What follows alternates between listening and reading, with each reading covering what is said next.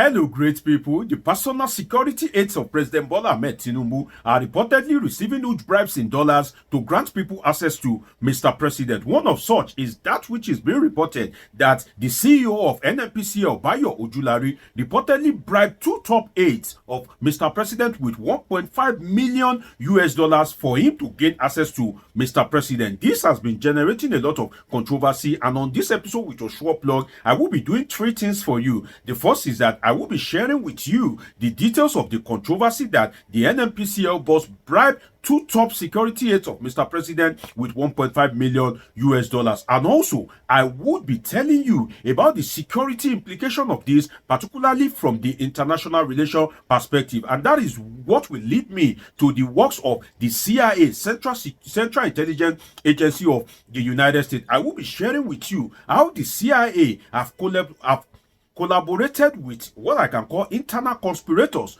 to sack presidents of African nations, and I will be giving you 7 instances in that regard. And on the third note, I will be addressing those that are saying that 1.5 million US dollars is too much, that it is not possible for anybody to drop such amount just to gain access to the president. I will be dissecting all these issues and more on this episode with Joshua Plug, Dr. Ojulari. What I can tell you is that if you are the type that value knowledge and you are the type that likes to listen to an expert as regards a particular topic, this is surely the video for you. Now, let me start with the controversy as regards the bribery of 1.5 million US dollars to the two security aides of Mr. President. The two security aides that are implicated in the 1.5 million bribery scandal are the chief security officer to Mr. President in the name of Adegboyega Fasasi and the chief personal security officer Usman Shugaba. These two were mentioned in that particular report in the media that they allegedly received 1.5 million US dollars. Now, Ojulari is currently under investigation, which is the NNPC's CEO, is currently under investigation for alleged money laundering, and the money involves transfer of millions of US dollars to the account of a company named AA&R Investment Group. That company is allegedly owned by Abdullahi Bashir-Haske, who happens to be the son-in-law of the former Vice President Atiku Abubakar. If you follow the news recently, you would have heard that name, that the EFCC declared him wanted. And there's some Interpol perspective to that in France, whereby the head office of Interpol said, well, they are not going to issue an international arrest warrant because they see is his wanted declaration as politically motivated. But that is not the focus of this particular episode. Now, that man, Abdullahi Bashir-Haske, when the EFCC arrested him, he made some shocking revelations.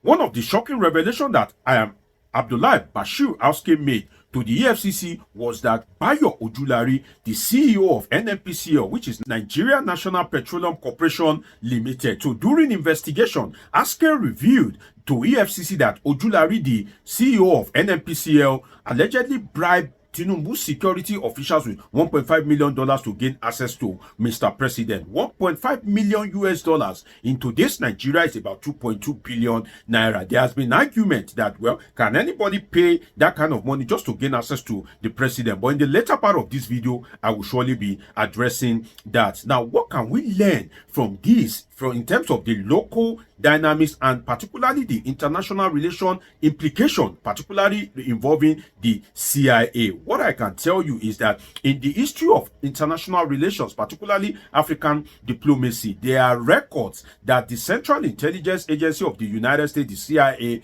they have hands in the removal of African presidents. And I'll be giving you 7 instances in that regard to link it with how the action of the security aides of Mr. President has compromised the security of the president, how they have sold him out. And that is why, while I was reading that particular media report, what dropped on my mind was that, oh, Tinubu's security aides have sold him out for $1.5 million.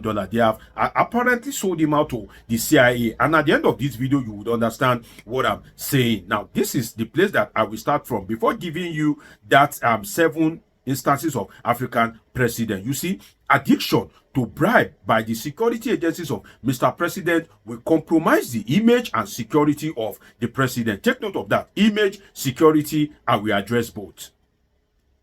First, as regards compromising the image and security of the president, the first one is image. You see, everybody and anybody will have access to Mr. President. So long as you are made, so long as you have money, you will have access to Mr. President. And that has some security implications, because anybody, even if you are into shady deals, some of the people that you see on your social media space that flaunt wealth, some of them, if they want to have access to the president, that means that if they can afford to pay the price, they will have access to the president. And some of these people are people of questionable characters that you can't even trace the source of their wealth. That is one of the implication of that, is because it will affect the image of the president. Even terrorists, if terrorism financiers can pay the aides of Mr. President in heavy dollars, that means that they can have their way. And you know, there's something about bribery and corruption, which is that it pushes you, you know, and you become addicted to it. You want to receive more money. You have already received money. You still want to receive more money. And the other aspect is the security, and that will lead me to what I said about CIA and the 7 instances.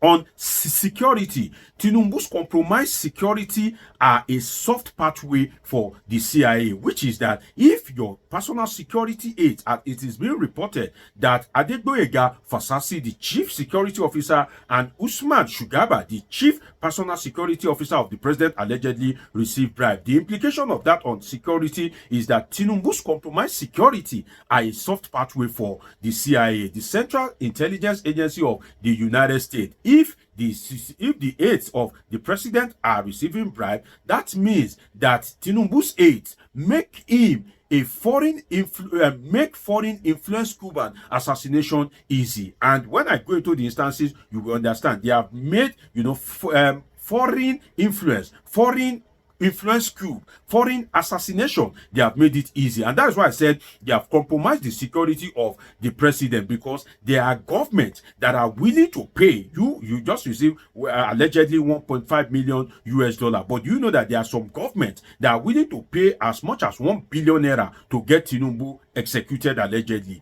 If Tinubu takes the wrong policy that will affect their interest, some government are willing to spend as much as 1 billion US dollars, particularly if that policy will make them to lose about 600 billion US dollars. They would rather spend 1 billion US dollars to get Tinubu out than to lose 600 billion dollars. And I'll give you a perfect example in that regard in the later part of this video. Now, let me tell you the 7 examples, and let me dig them out for you. And it's cut across different African countries. 7 instances that the CIA have aligned with local elites against, that have aligned with local elites and nationalist or socialist leaders, which is that the CIA, if they want to remove you, they know that it is not easy for them to just come into the country and remove you. Then they would align with people that are compromised. They will look around you, they will look in your country, and once they find people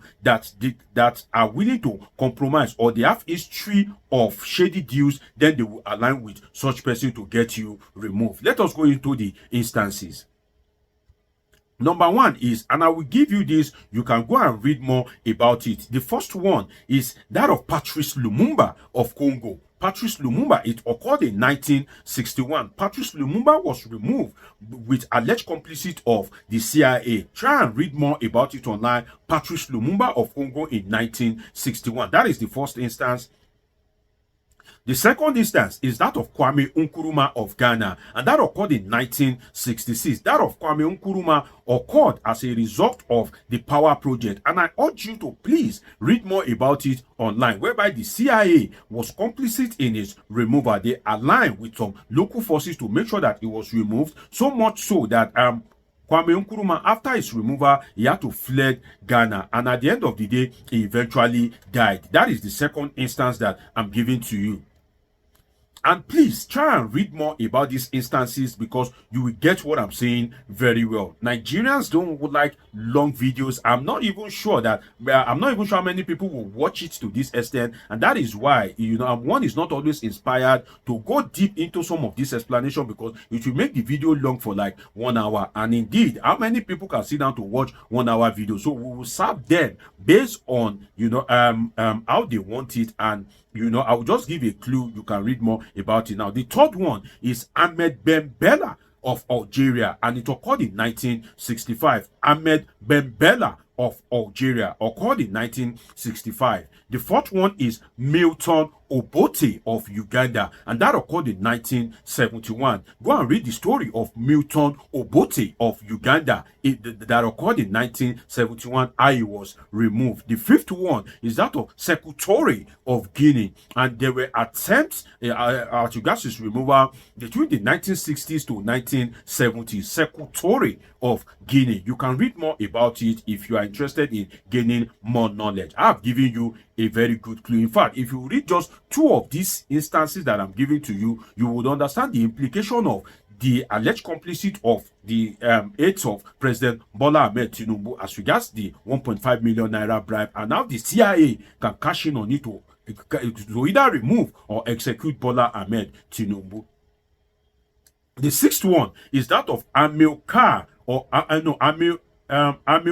Cabral of Guinea-Bissau, and that occurred in 1973. Amilcar Cabral of Guinea-Bissau, that occurred in 1973. The seventh one is that of Thomas Sankara of Burkina Faso, and that occurred in 1987. Thomas Sankara of Burkina Faso, and that occurred in 1987. Now, let me address those that are saying that it is not possible for anybody to pay 1.5 million to gain access to the president. Well, that is a lie, because 1.5 million is even a small amount to gain access to the president. The president of Nigeria is a big man, is a big boy in his own right, and having access to the president can open a lot of doors for you. And I will give you one instance in that regard. When Globacom was to be registered and Mike Adenuga was looking for license, Mike Adenuga was trying to gain access to the president, but then Obasanjo at that time didn't want to give him the license. At that point in time, Mike Adenuga, if he has the money, will be willing to even pay $10 million to have access to the president, because he will look at the multiplier effect that if he eventually gets this license, he will see an amount that is way more than that amount, and his life will turn around. So the president of Nigeria, ordinarily is not just somebody that you just gain access to, and one 5-minute meeting with the president can change your life, can change the life of your entire generation. So there are people that pay huge and are willing to pay huge, and the law of demand and supply. So when there's competition to see the president, definitely the price of those that are the handlers of the president will increase. So to pay 1.5 million to access President Bola Ahmed Tinubu is very possible. And I can tell you as a political scientist that there will be people that are even willing to pay more than that. And one thing that I can see in this regard is, what is the role of the EFCC and DSS? What are they doing to make sure that those that are complicit in this particular act are being brought to book? Because the EFCC should be able to trace the fund if it is true that they collected the bribe, and the DSS should be able to act accordingly. It's been an interesting time with you. Subscribe, turn on your notification button, catch up with my past videos. See you in my next video. I love you all sincerely.